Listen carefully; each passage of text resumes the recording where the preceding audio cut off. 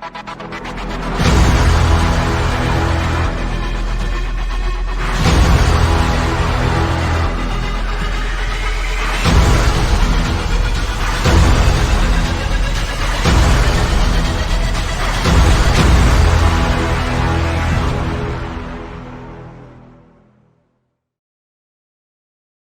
everyone, and welcome back to the Blockchain Chronicles. My name is Jude Newcomb, and today we have a really great guest that I've been looking forward to talking to. She is a content creator. She has her own YouTube channel. She has a popular Twitter account. You all probably have seen her posts on Twitter, and it's at Piece of the Pie. Today I'd like to welcome Pie. How you doing? I'm good, Jude. How are you? I'm doing well. I'm doing well. Getting ready for the winter and the rest of the bull market. Yes, definitely ready for the latter part of that. I don't know about the winter. Now it's really great having you on today. You have the designation of being the first female guest on Blockchain Chronicles, so that's an accomplishment in itself, especially in the cryptocurrency space.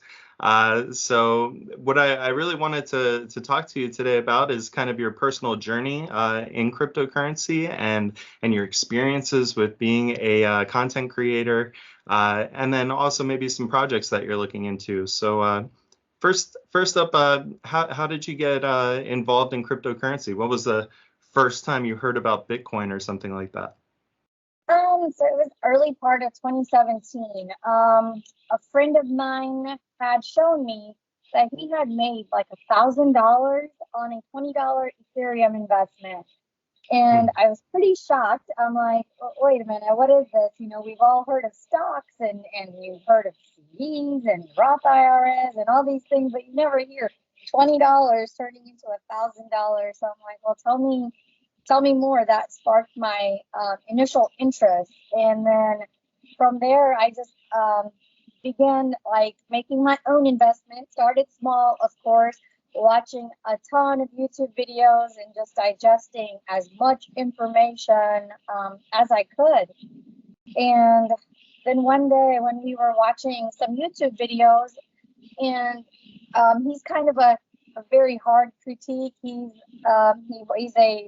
I would say a professional YouTube watcher and podcaster, and so he was unimpressed with the qualities of the videos that we were finding on cryptocurrency, but they still had like thousands of, if not, hundreds of thousands of views.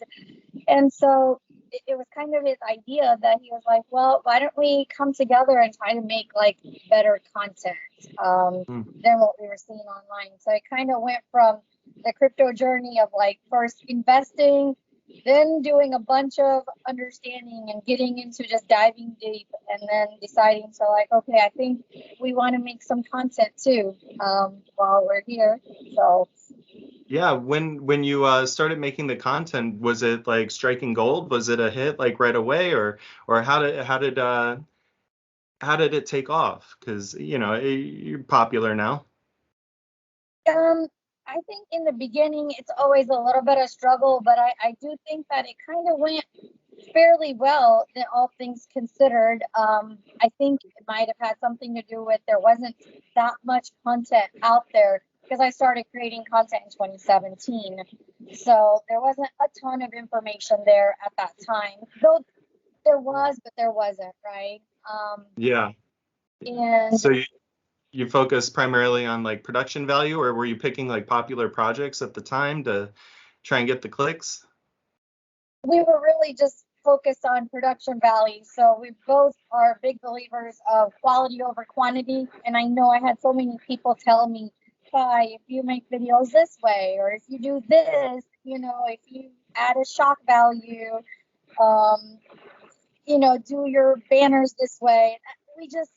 I didn't really want to take that stance, so kind of kept to the projects that interested me and making high quality content, which till this day, that's kind of still been the motto, is making high quality content that's fun and relatable, because I think a lot of times in the space, like when I'm watching videos the people, like especially a lot of them that I see, guys, they're so smart. They understand blockchain and they have a lot of lingo and technology background that most people coming from not a technological background like me, I come from hospitality. So like I don't have a tech background.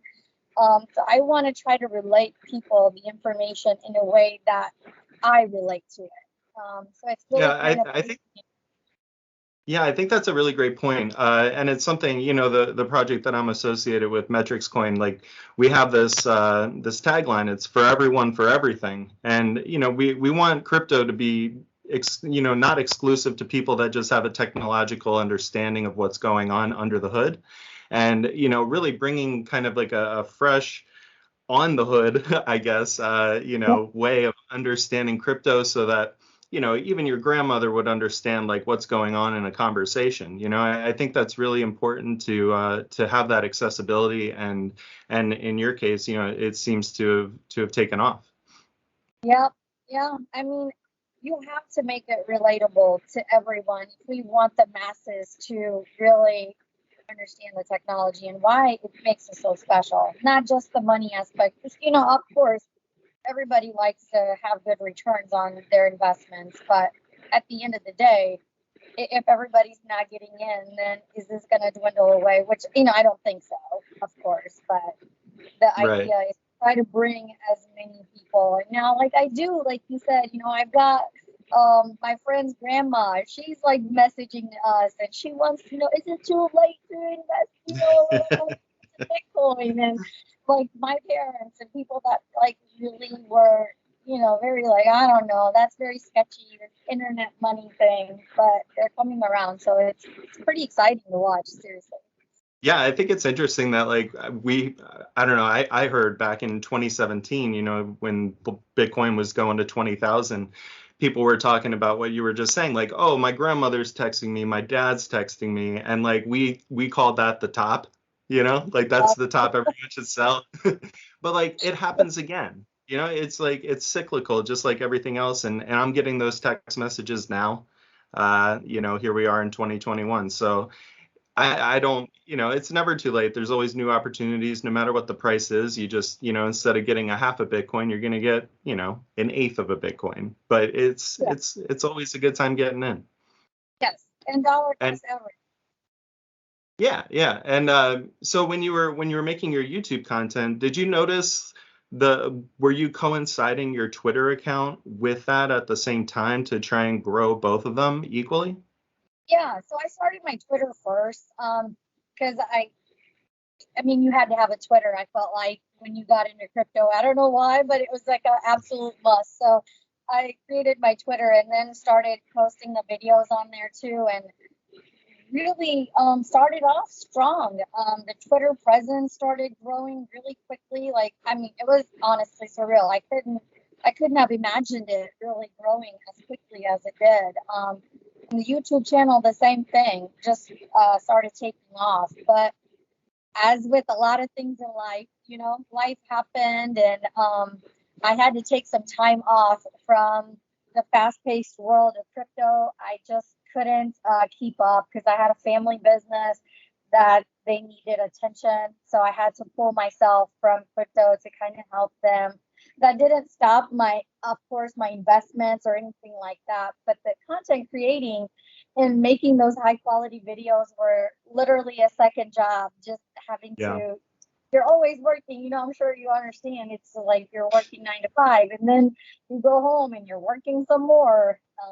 Yeah, believe And me, my personal background is, I was a graduate student at Vanderbilt, and I was, I became a member of the core team of this project, and we have 3 YouTube channels of content. I help run the Twitter account, doing all that while getting, a grad was pretty intense, and to the point where I stopped at my master's instead of continuing on to pursue the PhD, which I was going for. But yeah, it's so difficult to schedule out the time, especially if you're popular. There's a lot of demands. There's a lot of people messaging, DMing, commenting. The yeah, notifications are probably endless, especially I think you have over 30,000, Twitter followers. So I'm sure you're getting notified a lot about things people want to tell you. Yeah, and people, and I love it. I mean, not to discourage anybody from doing it, because I love when people tag me, because it's Yeah. something that I might have missed. Like, if they know that I'm interested in a project, it's so cool. The community is just so, so cool. I love it. If they see me talking about a project that I'm interested in, and then like I might have missed something that they're Mhm. doing, I have people all the time about your project too. They'll like tag me. They'll send me a DM with a post like, "Hey, did you see this? Look at this. They're doing something really cool." So I Yeah. think that's awesome. Like they don't have to do that. They don't have to take the Right. time out of their lives to do that. So I appreciate that, but it does keep Yeah. me busy for sure.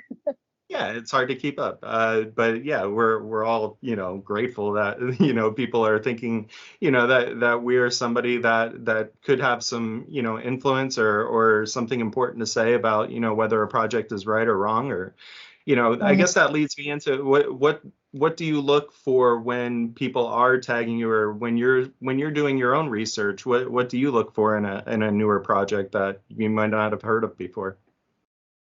Well, usually the first thing is when somebody brings it to my attention. So after that, I will go to their website, and this is kind of silly, but I like to see how the website is set up. Is it easy? Is it easy to read the format? Like people get around Mm. easily? Is this super confusing?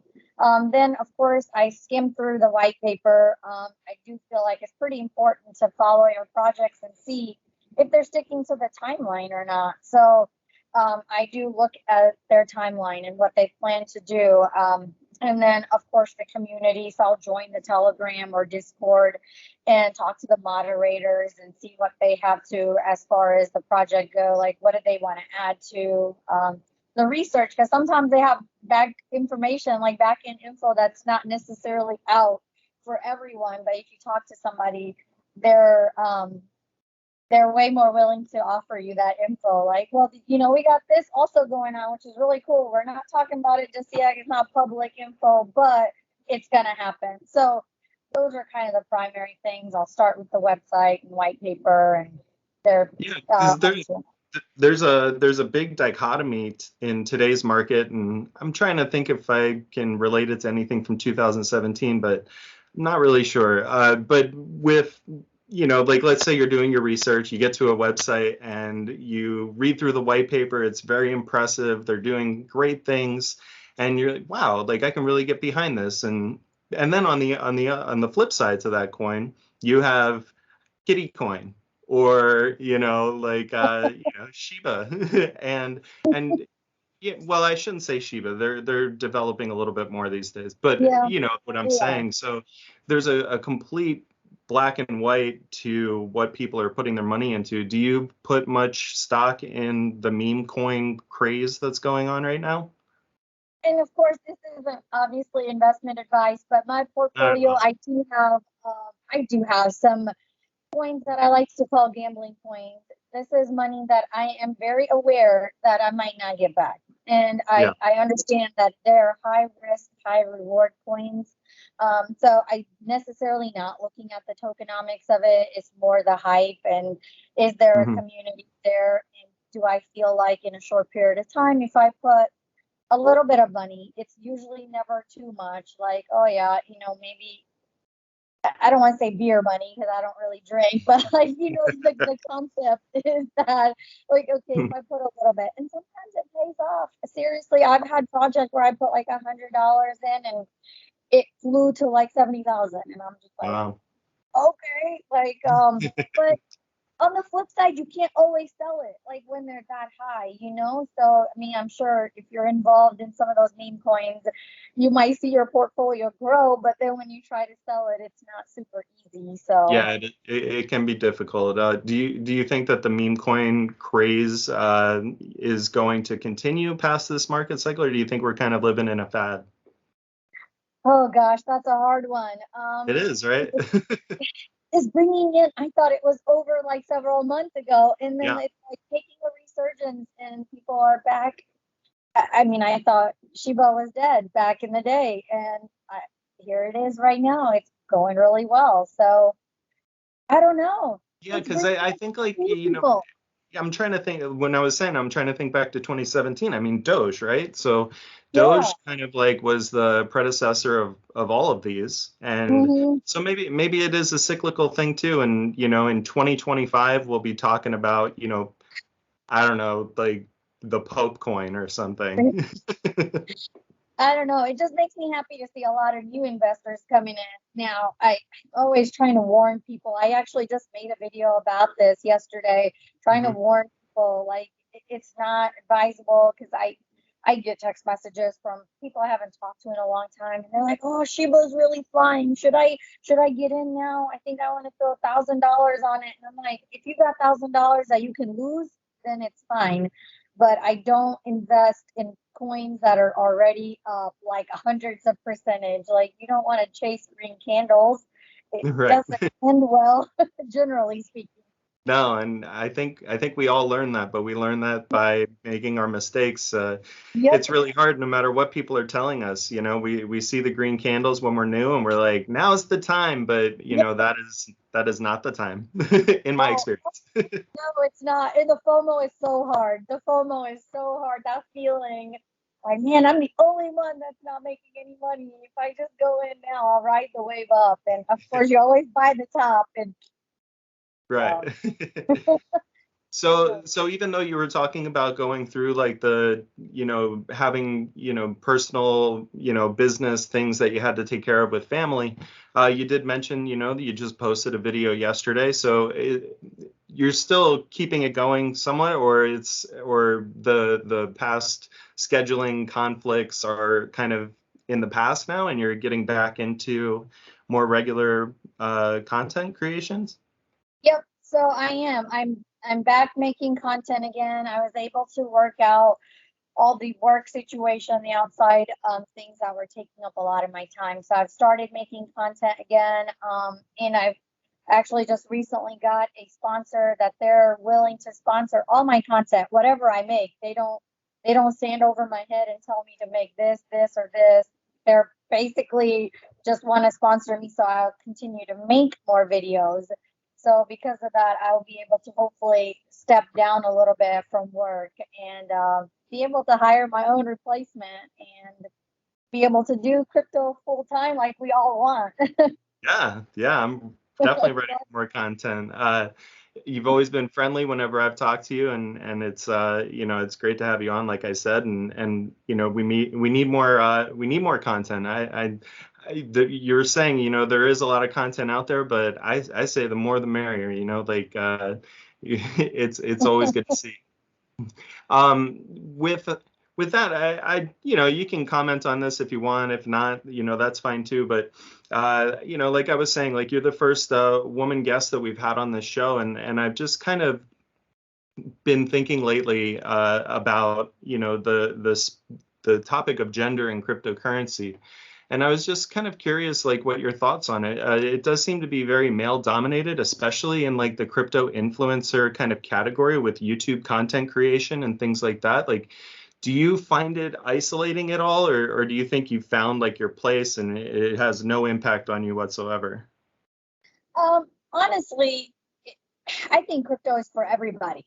Hmm. I don't really, not just for men or for women. I haven't had any encounters of anything negative, really. So maybe I've just been blessed. I have a lot of friends that are women in the space as well, and they're all doing really well for themselves. So I don't. I don't see it as a negative thing at all to be a female in this space. I think it's a great, even though it's a male dominated industry at the moment, I think the challenge is really fun. And everyone I have met has been incredibly helpful. So Right. I've got nothing but good things to say. I honestly don't. I see some people mentioning some things that they've encountered, and I feel terrible that they've had to go through that. But I have been blessed.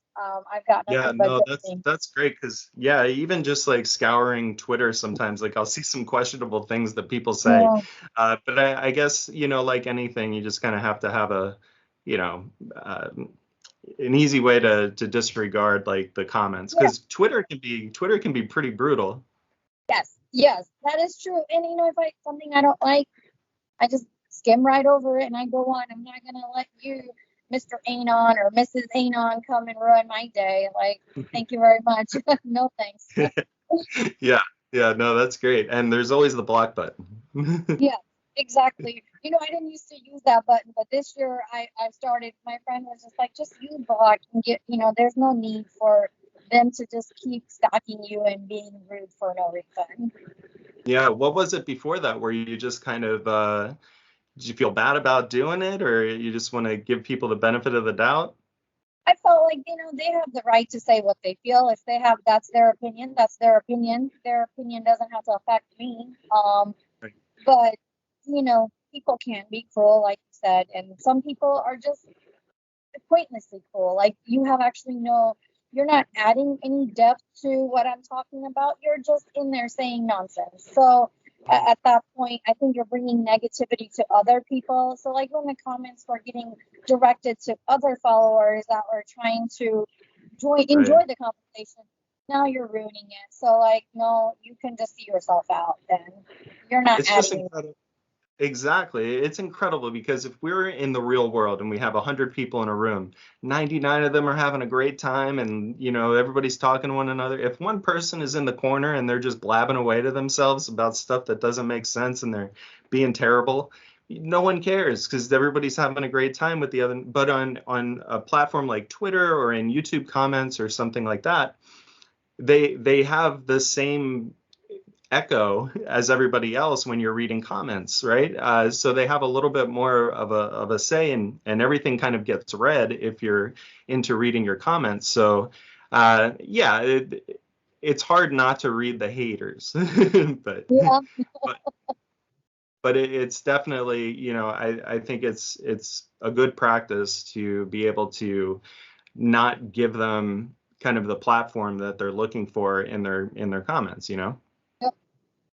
So with that, yeah, with that, what do you think for the rest of the market cycle? Like we said, not financial advice, but um, there's two kind of competing theories, right? There's the plan B 4-year cycle that gets commented on, and then there's also kind of lengthening cycle theory where people say, nah, it's not going to end in December of this year. The market top, we're looking well into 2022. Where do you think we're going next? I do think we're headed in a really massive swing in the right direction of adoption. I mean, we can already tell retail's coming in. We've had so many big companies and other investors that are already joining into what we call this crypto revolution. So I seriously do think whether the bull market is over in 2022 or not, honestly, as far as that goes, I'm in this and for the long run. So I don't really think of it like, oh, it'll be over in 6 months or anything like that. But I do think we're in the upswing for sure. Like most technologies, we started with the early adopters and then it slowly will become more mainstream. And with everyone understanding where the fiat system is right now, with having our inflation going up like crazy. I think we all see it. Everything has gone up in prices. You can't buy $5 pizza like you could before. You know what I mean? You can't get anything like when we were kids. I could get like a $1 something. Like change is basically useless. You can't even do anything with it. So I think more and more people are realizing that the financial state of everything, especially fiat, it is not stable, and people need to find other means to really protect their wealth or invest for long term, for retirement. You can't really rely on the government either. I mean, your Social Security will only get you so far, Mm. if that's even there. That's a whole nother topic, but. Well, um, I was gonna say my mom just started collecting Social Security like I think it was like 4 or 5 months ago, and she gets a check every month. I think it's for like $800. I'm like, really? Your whole life for an $800 check? I mean, that's not even rent. You know what I mean? Depending on where Yeah. you're living, that's not even rent. So, I mean, as a person, that scares the out of me. Like, that's Yeah. scary. if that's Yeah. what all you did your whole life and you were counting on that when you become 65 or 70, whenever you're going to start drawing and that's all you get, that's a Yep. huge disappointment waiting to slap you in the face. Like, I mean, life is hard for Yeah, so people. for the past 3, 4 years, I think once a month or once every 2 weeks sometimes, she sends me $100. She's like, for Bitcoin, so we just kind of, put it in crypto, and Yeah. I'm sure that'll end up being a lot better than Social Security. So, Oh, but I completely agree. Like there's countries, El Salvador, I believe it was El Salvador that yeah. completely flipped over to a Bitcoin-based currency. Sign of the times, right? Yeah, and we have two or three others that are just right around the corner following after their footsteps. So Yeah. I think we're in a great time to be in cryptocurrency. Yeah, and speaking just for Metrics coin, like it doesn't matter if it's a bull market or a bear market. We worked all through the bear market. Yes, I The did. price doesn't matter to us. It's just we're here to develop because we believe in mass adoption of cryptocurrency and the growth of blockchain technology. And we find that in our future, we believe strongly, like I think you do, that it's going to have a major factor in pretty much everything that we do in our Yeah. lives. And you guys have So, come far from where it was to now. I mean, you've had a lot of major changes and some really great oh, things going yeah, we've got a ton of things going. I mean, who knew 4 years ago we'd be talking about NFT platforms and all that stuff. on. But yeah, Yeah, I really wanted to thank you again for coming on today. yeah. I'm gonna link all of your links down below in the comments section or description section, and it was really awesome having you on. Maybe next year, like we can have you on again, and we can do kind of a recap of like things that have happened since the last time we talked. But yeah, it was really awesome having you today. Well, I would love to be back on. Just let me know. We'll just have to connect our dots probably after work, or hopefully, God willing, I will having my day job and I'll be full Yeah, time crypto. yeah, we'll be talking. You'll be on a beach in Cyprus or something like that next time we Oh yeah, talk. I'll take that. Well, thanks again, Pi, and I'll talk to you soon. Thanks, Jude. I appreciate it. You have a great day. Hey everyone, thanks for watching the Blockchain Chronicles. If you like anything that you heard today, please give the video a thumbs up. If you want to contribute to the conversation that was had between the guests, leave a comment below and we'd love to get your thoughts. Also, please subscribe and hit the notification bell. That way you'll get notified every time that we upload, which we are looking to do a couple times a week. So make sure you don't miss out. So once again, thanks for watching, and we'll see you in the future.